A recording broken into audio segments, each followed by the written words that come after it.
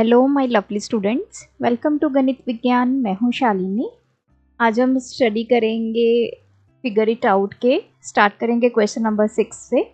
The following pictograph shows the number of tractors in 5 different villages.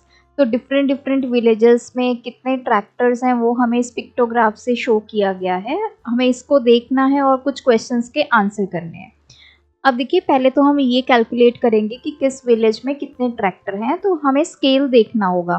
तो scale क्या कहता है कि ये जो एक इमेज है वो एक ट्रैक्टर के इक्वल है। सो विलेज ए में टोटल कितने ट्रैक्टर्स हुए? 1 2 3 4 5 6।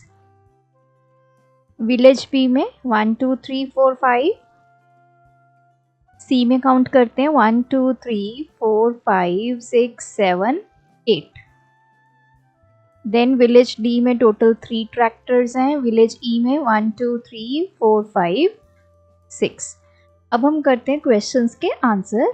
विच village has the smallest number of tractor? सबसे कम ट्रैक्टर किस विलेज में है? That is village D. Which village has the most tractor? सबसे ज़्यादा किस विलेज में है? विलेज सी में। How many more tractors does village C have than village B? जो विलेज सी है उसके पास विलेज बी से कितने ज़्यादा ट्रैक्टर हैं? तो विलेज सी के पास कितने हैं? Total 8 tractors. इसमें से अगर हम विलेज बी के ट्रैक्टर्स को सब्ट्रैक्ट कर दें तो हमें पता चल जाएगा कि विलेज सी में कितने ज़्यादा ट्रैक्टर्स हैं। तो विलेज सी में 8 थे, बी में 5 हैं, तो 8 - 5 3। तो विलेज सी के पास 3 ज़्यादा ट्रैक्टर हैं as compared to village B. Komal says village D has half the number of tractors as village E. Is she right? तो कोमल ने ये बोला है कि विलेज डी के पास विलेज ई से हाफ ट्रैक्टर्स हैं। तो देखते हैं विलेज डी के पास कितने हैं? 3 ट्रैक्टर्स। विलेज ई के पास कितने हैं? 6। अगर आप 6 को हाफ कर दोगे तो कितना आ जाएगा? 3। तो यस, शी इज राइट। तो मैंने विलेज ई के ट्रैक्टर्स को हाफ किया तो मुझे क्या मिला? 3। और विलेज डी के पास भी कितने ट्रैक्टर हैं? 3 हैं। नेक्स्ट है question number 7। The number of girl students in each class of a school is depicted by the pictograph. Her class में कितनी नंबर ऑफ गर्ल स्टूडेंट्स हैं ये हमें यहाँ पे गिवन है। हमें कुछ क्वेश्चंस के आंसर करने हैं। तो हम सबसे पहले ये देखेंगे कि किस क्लास में कितनी गर्ल्स हैं। तो उसके लिए हमें स्केल देखना होगा। ये एक जो गर्ल की पिक्चर है वो कितने गर्ल्स की इक्वल है? 4 गर्ल्स की इक्वल है। तो अब हम क्या करेंगे? एक पिक्चर मतलब 4 गर्ल्स, एक पिक्चर मतलब 4 गर्ल्स, 4 4 4 4। या तो इन सभी 4 को ऐड कर दो या फिर काउंट कर लो कितनी पिक्चर्स है। 1 2 3 4 5 6। 6 को आप 4 से मल्टीप्लाई कर दो। तो क्लास 1 में कितनी हमारे पास गर्ल्स आ गई? 24। इसमें देखिए ये 4 4 4 4 ऐड करके देखो। 8 9 10 11 12 13 14 15 16। अब ये पिक्चर हाफ है तो देखो, अगर ये तो पूरी गर्ल 4 की इक्वल है, अगर इसको हाफ कर देंगे तो ये जो हाफ पिक्चर है गर्ल की ऐसे करके, तो ये कितनी गर्ल्स के इक्वल आएंगी? 4 को हाफ कर दो 2 गर्ल्स के, तो ये हाफ पिक्चर 2 गर्ल्स के इक्वल है। तो ये कितना हुआ? 16 17 18। तो मैंने जितनी 4 गर्ल्स हैं उसको तो पहले 4 से मल्टीप्लाई कर दिया। 4 × 4 16। इसमें प्लस क्या कर दिया? 2। टोटल कितना आ गया? 18। यहाँ काउंट करते हैं 1 2 3 4 5। 5 × 4 20। या फिर आप इसको 4 4 4 इन सबको क्या कर लो? ऐड कर लो, तब भी आपको पता चल जाएगा कितनी गर्ल्स हैं। यहाँ आते हैं 4 4 4 और ये हाफ 2, इन सबको ऐड कर लो तो ये आ गया 14। दिस इज 4 4 और ये 2, ये 10 आ गया। 1 2 3 4 4 × 4 टोटल 16 गर्ल्स क्लास 6 में। क्लास 7 में कितने हैं? 1 2 3, ये 4, ये 4, ये 4, तो 4 को 3 से मल्टीप्लाई किया 12, ये 4 और 2, दिस इज 6। तो सारी वैल्यूज हम निकाल चुके हैं। अब क्वेश्चन है which class has the least number of girl students? सबसे कम किस क्लास में है? सबसे कम कौन सी क्लास में है? This one. कितनी गर्ल्स है इसमें? सिर्फ 6, so this is class 8। What is the difference between the number of girls in class 5 and 6? तो 5 और 6 में क्या डिफरेंस है? 5 में टोटल 10 गर्ल्स हैं और क्लास 6 में कितनी है? 16। तो 16 minus 10, total number of girls का डिफरेंस कितना है? 6। If 2 more girls were admitted in class 2, how would the graph change? अगर हम क्लास 2 में 2 और गर्ल्स जो हैं वो ऐड कर दें, देखिए 2 और गर्ल्स अगर हम इसमें ऐड कर देते तो 20 गर्ल्स हो जाती, तो ये ग्राफ क्या हो जाता है? यहाँ पे कंप्लीट लड़की की फोटो आ जाती है ऐसे ऐसे करके, दिस वन। तो आपने ऐसे बनाना है कि इस ग्राफ में अगर 2 लड़कियां और आ जाती, टोटल 4 हो जाती है, 2 ऑलरेडी था, 2 और ऐड हो जाता तो 4 आ जाता। तो 4 जो गर्ल्स हैं उसको रिप्रेजेंट करने के लिए हमारे पास ये वाला जो सिंबल है गर्ल का वो है, तो ये कंप्लीट फेस आ जाएगा। How many girls are there in class 7? Class 7 में टोटल कितनी गर्ल्स हैं? 12। Question 8, Mudhol hounds a type of breed of Indian dogs are largely found in, तो कुछ डॉग की ब्रीड्स हैं, तो गवर्नमेंट ने बोला है कि इस ब्रीड को प्रोटेक्ट करना है। तो number of Mudhol dogs in 6 villages of Karnataka, तो कर्नाटका के विलेजेस में दिया गया है कि कितने कितने डॉग्स हैं। जैसे विलेज ए में 18 डॉग्स हैं, ये बी में 36 हैं, सी में 12 हैं, डी में 48 हैं, E 18, F 24। Prepare a pictograph and answer the following questions. सो हमें पिक्टोग्राफ बनाना, इन क्वेश्चंस के आंसर करने हैं। पहला है what will be the useful scale और key to draw this pictograph. देखिए जब भी हमें पिक्टोग्राफ ड्रॉ करना होता है सबसे इम्पॉर्टेंट जो चीज़ होती है वो होता है स्केल। अगर हम, जैसे मेरी एक पिक्चर है डॉग की, हम ये पिक्चर ले लेते हैं ऐसे करके, ठीक है जी। ये पिक्चर कितने डॉग्स को रिप्रेजेंट करेगी? क्या ये एक पिक्चर एक डॉग को रिप्रेजेंट करेगी? तो देखो डेटा पे डिपेंड करता है आपका डेटा कितना बड़ा है। सबसे बड़ा नंबर क्या है? 48। तो क्या आप ऐसे 48 डॉग्स बनाओगे? तो बहुत मुश्किल हो जाएगा। तो हम देखेंगे कि एक डॉग की जो ये पिक्चर है वो कितने डॉग्स को रिप्रेजेंट करेगा। तो ये देखो जो नंबर आपको गिवन है वो किसके टेबल पे डिविजिबल है? ये सभी आपकी इवन नंबर्स हैं, ये 2 से डिविजिबल है, ठीक है। तो विलेज 8 में कितने हो जाएंगे? 18 को 2 से डिवाइड किया तो हमें 9 पिक्चर्स बनानी पड़ेंगी। 36 को 2 से डिवाइड किया हमें 18 पिक्चर्स बनानी पड़ेंगी। क्या कोई और नंबर है जिससे ये सभी नंबर्स डिवाइड हो जाएं? यस, 4 से ये सभी नंबर डिविजिबल हैं, ठीक है। अब हम देखते हैं कि हमें कितने कितने ये जो सिंबल्स है वो बनाने पड़ेंगे। तो हमने स्केल इसका बना लिया कि एक जो ये डॉग की पिक्चर है दिस रिप्रेजेंट 4 डॉग्स। जैसे ऊपर वाले क्वेश्चन में हमने देखा था कि जो गर्ल है, एक जो गर्ल की पिक्चर है वो 4 गर्ल्स को रिप्रेजेंट करती है।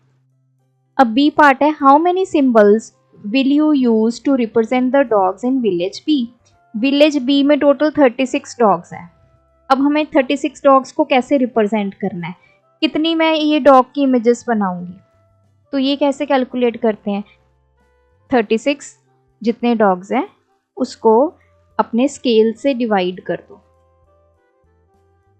ठीक है। तो इससे क्या होगा? हमें पता चल जाएगा हमने टोटल कितनी इमेजेस बनानी है। तो टोटल 9 इमेजेस बनेंगी। हम क्या करेंगे? ऐसे ऐसे करके 9 डॉग्स बनाएंगे। अब देख लेते हैं 2 3 ये 4, 5, 6, 7, ये हो गया 8 और ये हो गया 9। तो देखो, अगर एक इमेज 4 डॉग्स को रिप्रेजेंट करती है, ये भी 4, ये भी 4, ये भी 4, ऐसे ऐसे करके टोटल 9 है। 9 इंटू 4 कितने डॉग्स हो गए? 36। ठीक है। Kamini said the number of these dogs in village B and village D together will be more than, उसने बोला कि अगर हम विलेज बी के डॉग्स और विलेज डी के डॉग्स को ऐड कर दें तो वो ज़्यादा होगा। किससे? Number of these dogs in other 4 villages, जो बाकी बच गई। बाकी क्या बची? ए बच गया, सी, ई और एफ। Let's check. पहले बी और डी के डॉग्स को ऐड करते हैं। बी में कितने हैं? 36। सी में कितने डॉग्स हैं? 12। इनको ऐड करो, ये आ गया 48। सॉरी, डी में कर रहे थे, मैंने सी वाले कर दिए। डी के डॉग्स हैं total 48।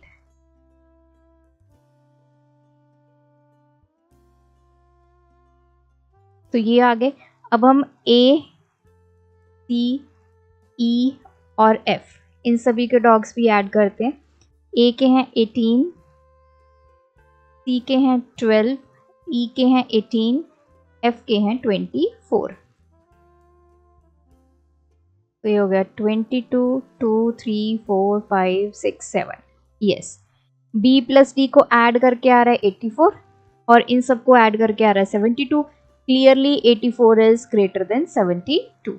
So yes, she is right.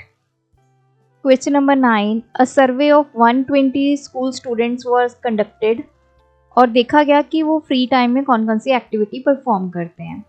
तो 45 स्टूडेंट्स ने बोला कि वो प्ले करना उनको पसंद है, 30 ने बोला रीडिंग बुक्स, 20 ने watching TV and so on. Draw a bar graph, हमें बार ग्राफ बनाना है। यहाँ पे उसने बोला है स्केल भी गिवन है कि 1 यूनिट जो लेंथ है बार की वो 5 स्टूडेंट्स के इक्वल हो। Which activity is preferred by more students other than playing, playing को छोड़कर और कौन सी ऐसी एक्टिविटी है जो उनको सबसे अच्छी लगती है। तो हम पहले इसको ड्रॉ करते हैं।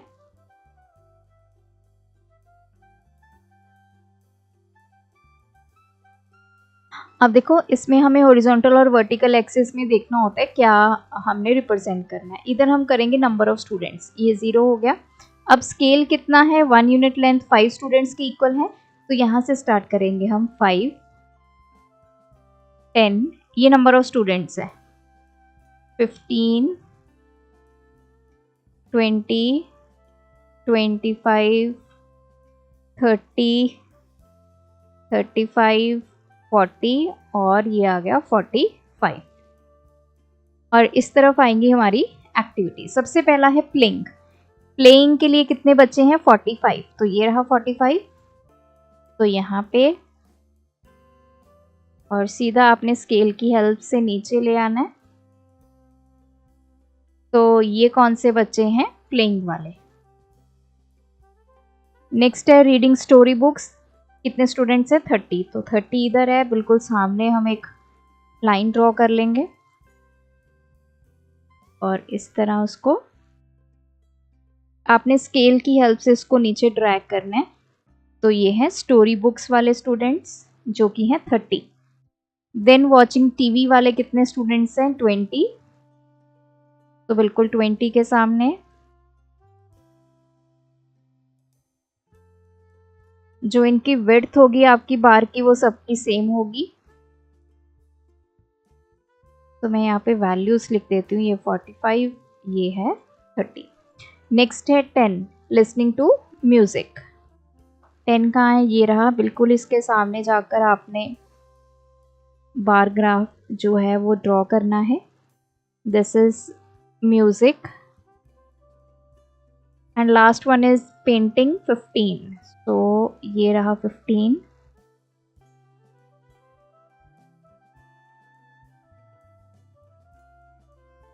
सो ये है पेंटिंग वाले।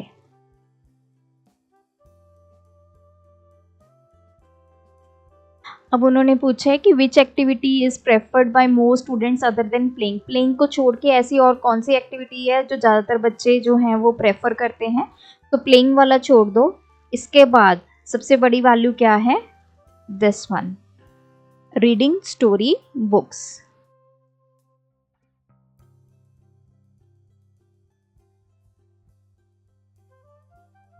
Question number 10. Students and teacher of the primary school decided to plant tree saplings in the school campus.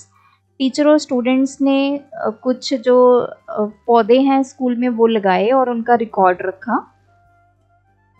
अब जैसे मंडे को कितने पौधे लगाए, ये देखो 50 और 60 के बीच में कहीं वैल्यू है, तो ये 55 से भी कम है। अगर आप देखो 50 और 60 का हाफ करो, उससे भी कम वैल्यू है, तो इसको ले लेते हैं 51 या 52 ले लो।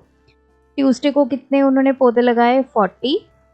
वेंसडे को इधर जाके वैल्यू देखो 30, थर्सडे 40, फ्राइडे 50, सैटरडे 60 और संडे को 40। अब क्वेश्चन है the total number of saplings planted on Wednesday and Thursday. Wednesday और थर्सडे को कितने लगाए, तो 30 + 40 टोटल कितने हो गए, 70। Total number of saplings planted during the whole week, पूरे वीक में कितने लगाए, तो इसके लिए हमें क्या करना पड़ेगा, इन सबको ऐड करना पड़ेगा। 40 + 50 + 60 + 40, सो ये आ गया 2, 10, 15, 19, 22 और 9, तो ये हो गया 512। The greatest number of saplings were planted on, सबसे ज़्यादा किस दिन जो पौधे हैं वो लगाए गए हैं, Saturday. And the least number of saplings were planted on, सबसे कम किस दिन लगाए, Wednesday. Why do you think this is the case?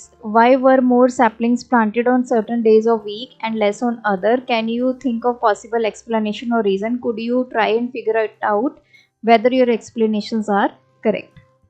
तो इसने पूछा है कि आपको क्या लगता है कि किस दिन ज़्यादा लगाए, किस दिन कम लगाए। तो इसका रीज़न ये हो सकता है कि जैसे कई बार सैपलिंग्स अवेलेबल नहीं होते हैं, तो मंडे सबसे ज़्यादा लगाए गए, फिर सैटरडे को सबसे ज़्यादा लगाए गए और बीच वाले डे में सबसे कम लगाए गए।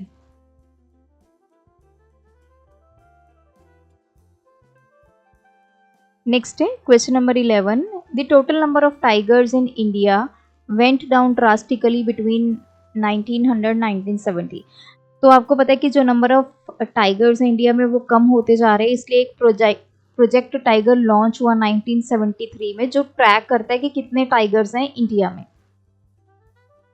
सो ये सारा रिकॉर्ड है, but there are few mistakes in the graph. तो इन्होंने यहाँ पे ईयर गिवन है, यहाँ पे नंबर ऑफ टाइगर्स गिवन है, और यहाँ पे इन्होंने हमें एक बार ग्राफ बना के दे दिया, लेकिन बार ग्राफ में कुछ गलतियाँ हैं, वो हमें फाइंड करनी है।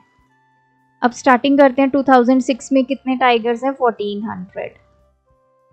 सो ये रहा 2006। अगर आप इसकी नंबरिंग देखें 0 to 5000, हाफ कितना हो गया, 500 हो गया, लेकिन हमें कितनी वैल्यू बनानी थी यहाँ पे, 1400।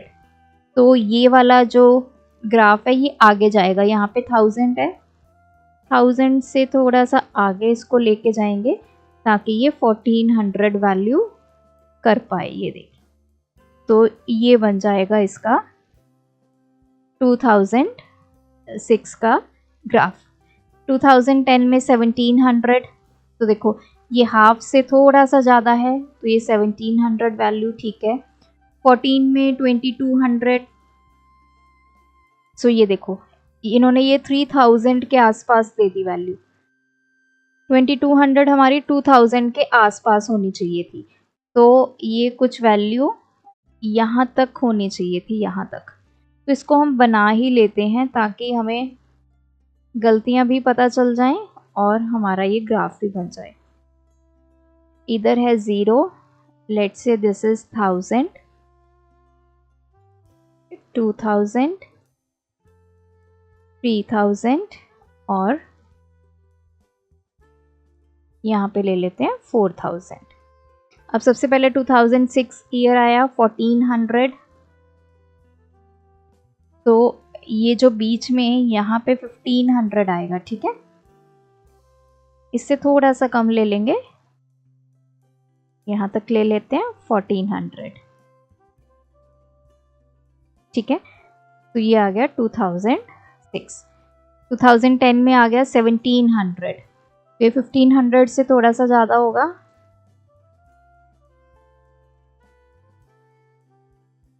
तो ये आ गया 2010. 2014 में 2200, ये 2000 है, तो 2000 से हल्का सा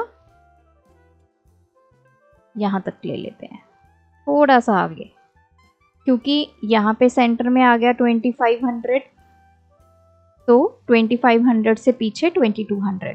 देन आ गया 3000, ये है 2018 में 3000 ये रहा. तो हमें 3000 तक लेके जानी है अपनी लाइन.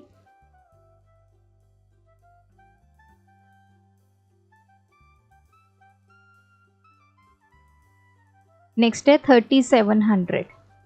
सो यहाँ पे आएगा बीच में 3500, तो ये थोड़ा सा 35 के आगे चला जाएगा. तो ये लाइन आपने स्ट्रेट लगानी है.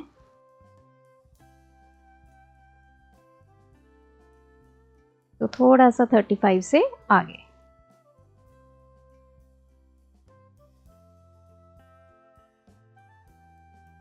ये हो गया 2022. सो ये कुछ मिस्टेक्स थी जो हमने रेक्टिफाई कर ली हैं. अब नेक्स्ट हमारा टॉपिक है 4.5 आर्टिस्टिक एंड एस्थेटिक कंसिडरेशंस. इसमें हमें बताया गया है कि जब हमें बार ग्राफ को ड्रॉ करना है तो कुछ चीज़ें आपने ध्यान में रखनी है. एक एग्जांपल ली गई है माउंटेन की, जैसे एशिया का जो टॉलेस्ट माउंटेन है वो है माउंट एवरेस्ट और उसकी हाइट गिवन है. तो इसी तरह साउथ अमेरिका, नॉर्थ अमेरिका, इसके बारे में सब इंफॉर्मेशन गिवन है. तो इसका जो बार ग्राफ है वो इस तरह से बनाया गया है. तो इन्होंने ये बोला है कि जब भी हमें बार ग्राफ बनाना है, जो इंफॉर्मेशन हमें दी गई है, जैसे ये हाइट गिवन है, तो बेटर होगा कि हाइट को इस तरह रिप्रेजेंट करने से, ये ऐसे ऐसे ग्राफ्स गिवन है ना, ये ऐसे.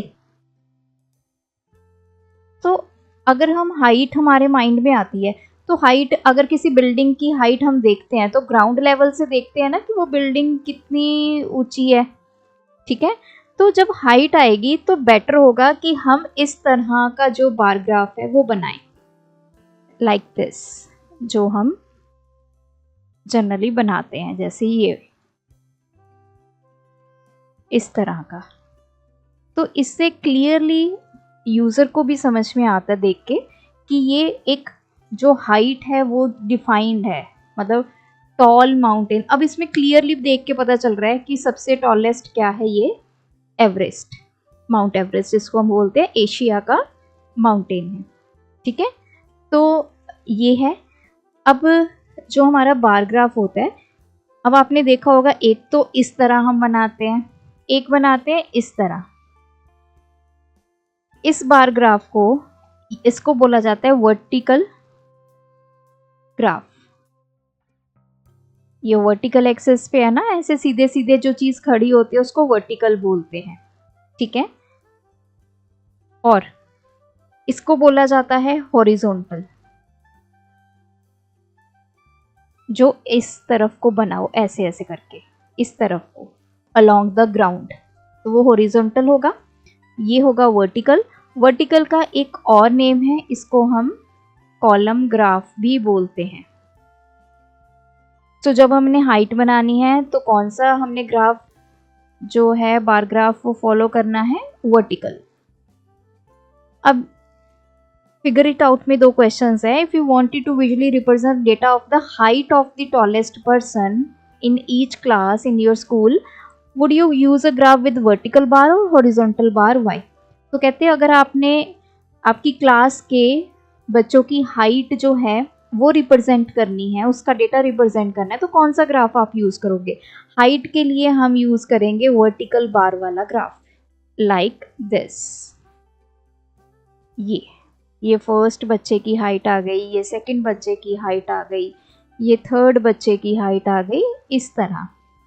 सेकंड है, if you are making a table of the longest river on each continent and their length, तब आप कौन सा बार ग्राफ जो है वो यूज करोगे, वर्टिकल वाला या हॉरिजॉन्टल बार वाला?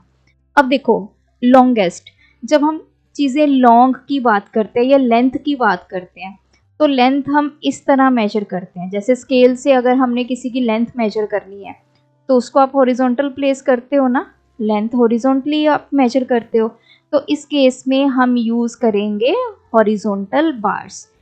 ये वाला आपका जो बार ग्राफ है फिर वो काम आएगा, ऐसे ऐसे करके, ऐसे, ये लेंथ है, एक लेंथ ये है, so this is horizontal bar graph. Next जो डेटा रिप्रेजेंट करने का वे है वो है इन्फोग्राफिक्स। इसका मतलब क्या है? इन्फो मतलब इंफॉर्मेशन, ग्राफिक्स मतलब कोई भी विजुअल रिप्रेजेंटेशन। तो अब इन्फोग्राफिक्स क्या है? जैसे हमारे बार ग्राफ्स हैं, बार ग्राफ में और हम थोड़ा सा उसको अच्छे से इंफॉर्मेशन को रिप्रेजेंट करें तो वो बन जाता है इन्फोग्राफिक्स। इसकी यहाँ पे एक एग्जांपल गिवन है, जैसे आप यहाँ पे देख सकते हैं। अभी तक हम क्या बना रहे थे? हम वर्टिकल बार्स की हेल्प से बता रहे थे कि कौन सा माउंटेन सबसे बड़ा है, किसकी हाइट सबसे ज़्यादा है, किसकी कम है। लेकिन अब आपको यहाँ पे देखिए, ये दिखाई दे रहा है, ये हमारा एशिया का सबसे बड़ा माउंटेन है माउंट एवरेस्ट, और ये सबसे छोटा है। और ये इन्फॉर्मेशन तो हमें पता ही चल रही है कि छोटा माउंटेन बड़ा माउंटेन कौन सा है, और कितना छोटा है वो भी हमें साथ में पता चल रहा है। जैसे ये माउंटेन है, ये माउंट एवरेस्ट से कितना छोटा है, इतना, ये दूसरे वाला इतना, फिर आगे वाला इतना, ऐसे ऐसे आपको पता चल रहा है ना। और ये सबसे छोटा, ये देखिए। तो ये एक और वे है आपकी इंफॉर्मेशन को रिप्रेजेंट करने का। ये हमने बनाना नहीं है, जस्ट हमें पता होना चाहिए कि कोई भी डेटा है, कोई भी इंफॉर्मेशन है, उसके कौन कौन से मेथड्स हैं जिनकी हेल्प से हम उसको विजुअली रिप्रेजेंट कर सकते हैं। सो यहाँ पे ये चैप्टर कंप्लीट होता है।